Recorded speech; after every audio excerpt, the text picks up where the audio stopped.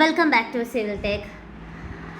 DSRCC design of steel and RCC structure എന്ന സബ്ജക്ട്സിലെ കുറച്ച് പ്രീവിയസ് ഇയർ ക്വസ്റ്റ്യൻസ് ആണ് നമ്മളിന്ന് നോക്കുന്നത്. ഇന്നത്തെ ഡിസ്കസ് ചെയ്യുന്ന ക്വസ്റ്റ്യൻ മൊഡ്യൂൾ 3-ലേതാണ്. സോ ക്വസ്റ്റ്യനിലോട്ട് പോവാം. Determine the ultimate moment of resistance of the beam having dimensions as 300 × 550 mm effective. The beam is reinforced with a 1963 mm square of steel in the tension zone. Use M20 grade concrete and Fe 250 grade steel. Question പറഞ്ഞിരിക്കുന്നത് ultimate moment of resistance calculate ചെയ്യാന്നുള്ളതാണ് ഒരു ബീമിൻ്റെ. അതിൻ്റെ dimension തന്നിട്ടുണ്ട് 300 × 500 mm ആണ്. ആ 550 mm ആണ്. 550 mm effective ആണെന്ന് അവർ ബ്രാക്കറ്റിൽ കൊടുത്തിട്ടുണ്ട്. The beam is reinforced with 1963 mm square. അപ്പോൾ റീഇൻഫോഴ്സ്മെൻറ്റിൻ്റെ ഡീറ്റെയിൽസ് അവർ തന്നിട്ടുണ്ട്. AST ഡയറക്റ്റ് തന്നിട്ടുണ്ട്. 1963 ആണ്. അതുപോലെ തന്നെ ടെൻഷൻ സോണിലാണ് കൊടുത്തേക്കുന്നതെന്ന് പറഞ്ഞു. സോ ടെൻഷൻ സോണിൽ മാത്രമേ കൊടുത്തിട്ടുള്ളൂ. അപ്പോൾ അതിൽ നിന്ന് തന്നെ നമുക്ക് മനസ്സിലാക്കാം ബീം എന്ന് പറയുന്നത് സിംഗ്ലി റീഇൻഫോഴ്സ്ഡ് ബീമാണ്.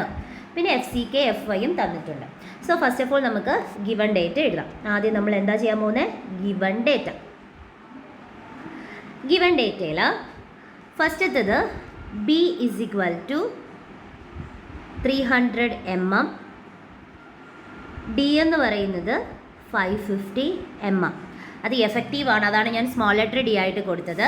അതുപോലെ ഇതിൻ്റെ റീഇൻഫോഴ്സ്മെൻറ്റിൻ്റെ ഡീറ്റെയിൽസ് കൊടുത്തിട്ടുണ്ട്. Area of reinforcement 1963 mm square എന്ന് കൊടുത്തിട്ടുണ്ട്. അതിന് ടെൻഷൻ സോണിലാണ്. വേണമെങ്കിൽ നമുക്ക് എന്ത് ചെയ്യാം, ഒരു ഫിഗർ കൂടെ വരച്ച് സെറ്റ് ചെയ്യാം. ഓക്കെ, ഫിഗറിൽ എത്ര ബാർസ് ഒന്നും പറഞ്ഞിട്ടില്ല. വേണമെങ്കിൽ ഈ ഒരു രീതി കാണിച്ചാൽ മതി. ടെൻഷൻ സോണിലാണ് കൊടുത്തേക്കുന്നതെന്ന് പറഞ്ഞു. So it's neutral axis. ഇതിൻ്റെ B എത്രയാണ് പറഞ്ഞിരിക്കുന്നത്? 300 mm. അതുപോലെ തന്നെ നമ്മുടെ ഡിയും പറഞ്ഞിട്ടുള്ളത് 550 ആണ് വരുന്നത്. പറ്റുവാണെങ്കിൽ നിങ്ങളൊന്ന് വരയ്ക്കുക.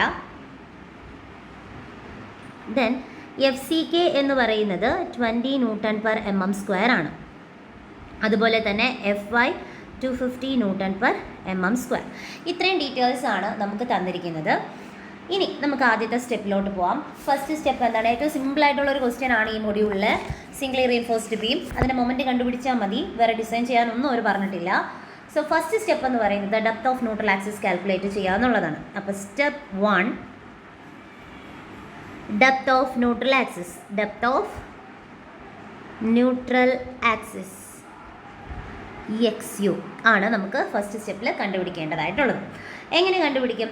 അതിന് വേണ്ടിയിട്ട് നമ്മൾ IS 456 ശ്രദ്ധിക്കുക. ഏതാണ് കോഡ് ബുക്ക്? IS 456-ൽ പേജ് നമ്പർ 96 എടുക്കുക.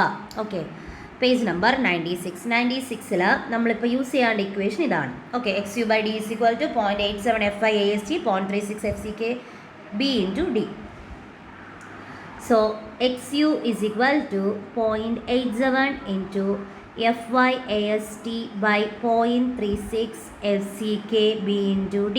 ഓക്കെ, ഇതിൽ ഡിയും കട്ട് ചെയ്ത് പോകും. അപ്പോൾ ബാക്കി XU എങ്ങനെ കണ്ടുപിടിക്കാം? 0.87 into 250 into AST തന്നിട്ടുണ്ട് ബൈ 0.36 into 20 into B, അതും നമുക്ക് തന്നിട്ടുണ്ട് 300. സോ ചെയ്ത് വരുമ്പം നമുക്ക് ഫൈനൽ ആൻസർ 197.66 സംതിങ് വരും. ചെറിയൊരു നമ്മൾ എടുക്കുന്ന ഡിജിറ്റിൻ്റെയൊക്കെ ചിലപ്പോൾ വ്യത്യാസം വരാം. നിങ്ങളൊന്ന് ചെയ്ത് നോക്കാം. ഡൗട്ട് ഉണ്ടെങ്കിൽ നിങ്ങൾ കമൻറ്റ് ചെയ്താൽ മതി. ഓക്കെ, അപ്പോൾ XUൻ്റെ വാല്യൂ നമുക്ക് കിട്ടിക്കഴിഞ്ഞു. ഇനി അടുത്ത സ്റ്റെപ്പ് എന്ന് പറയുന്നത് സ്റ്റെപ്പ് 2 എന്ന് പറയുന്നത് step 2 limiting depth of neutral axis. Limiting depth of neutral axis. Limiting depth of neutral axis. Limiting depth of neutral axis എന്ന് പറയുമ്പോൾ XU max ആണ് നമുക്ക് കാൽക്കുലേറ്റ് ചെയ്യേണ്ടത്. അപ്പോൾ XU max കാൽക്കുലേറ്റ് ചെയ്യാൻ വേണ്ടിയിട്ട് നമുക്ക് എന്ത് ചെയ്യാം? പേജ് നമ്പർ 70-ലോട്ട് പോവാം. പേജ് നമ്പർ 70 എടുക്കുക. 70 നമുക്കിവിടെ ക്വസ്റ്റ്യനിൽ എന്താണ് തന്നിരിക്കുന്നത്? FY എന്ന് പറയുന്നത് FY 250 എന്നുള്ളതാണ് തന്നേക്കുന്നത്. സോ 250ക്ക് കറസ്പോണ്ടിങ് ആയിട്ടുള്ള XU max/D എന്ന് പറയുന്നത് 0.53 ആണ്. അപ്പോൾ നമുക്കിവിടെ എഴുതാം XU max/D = 0.53 ആണ് വരുന്നത്. സോ ഇതിൽ നിന്ന് XU max നിങ്ങൾക്ക് കണ്ടുപിടിച്ചൂടെ? എങ്ങനെ വരും? 0.53 × 550 ചെയ്താൽ മതി. ഒരു 291.5 സംതിങ് ആയിരിക്കും നമുക്ക് വരുന്നത്. So XU max in mm. അതുപോലെ തന്നെ XU എങ്ങനെയാണ്? MM-ലാണ് വരുന്നത്. ഇനി നമുക്ക് ഏത് സെക്ഷനാണെന്ന് അറിയണ്ടേ?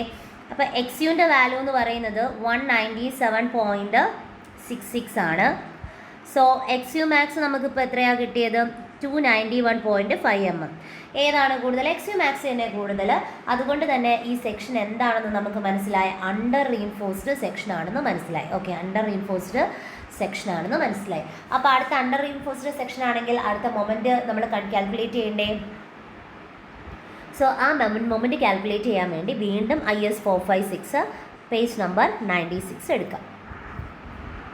ഓക്കെ, പേജ് നമ്പർ 96 നമ്മുടെ അണ്ടർ റീൻഫോഴ്സ്ഡ് സെക്ഷൻ ആണെങ്കിൽ ഈ ഇക്വേഷനും ഓവർ റീൻഫോഴ്സ്ഡ് ബാലൻസ്ഡൊക്കെ വരുവാണെങ്കിൽ ഈ സി എന്നുള്ള കണ്ടീഷനുമാണ് നമ്മൾ എടുക്കേണ്ടത്. സി ഒറിജിനലി ബാലൻസ്ഡിൻ്റെതാണ് ഇക്വേഷൻസ്, പക്ഷേ ഓവർ വരുന്ന സമയത്ത് നമ്മളിത് ചൂസ് ചെയ്യാറുണ്ട്. അപ്പോൾ നമുക്ക് ഇപ്പം യൂസ് ചെയ്യേണ്ട ഇക്വേഷൻ എന്ന് പറയുന്നത് ഈ MU = 0.87 FY AST D × 1 - AST FY / BD FCK എന്നുള്ള ഇക്വേഷനാണ്. സോ അങ്ങനെ നമുക്ക് അതിൽ എന്ത് കണ്ടുപിടിക്കാം? MU കാൽക്കുലേറ്റ് ചെയ്യാം. അപ്പോൾ MU കാൽക്കുലേറ്റ് ചെയ്യാൻ MU = 0.87 × FY × AST × D 1 - AST × FY / B × D × FCK. എങ്ങനെ കിട്ടും? 0.87 × 250 AST 1963 തന്നിട്ടുണ്ട്. 550 × 1 - 1963 × 250/300 × 550 × 20. ഓക്കെ, നിങ്ങൾ ചെയ്ത് നോക്കണേ.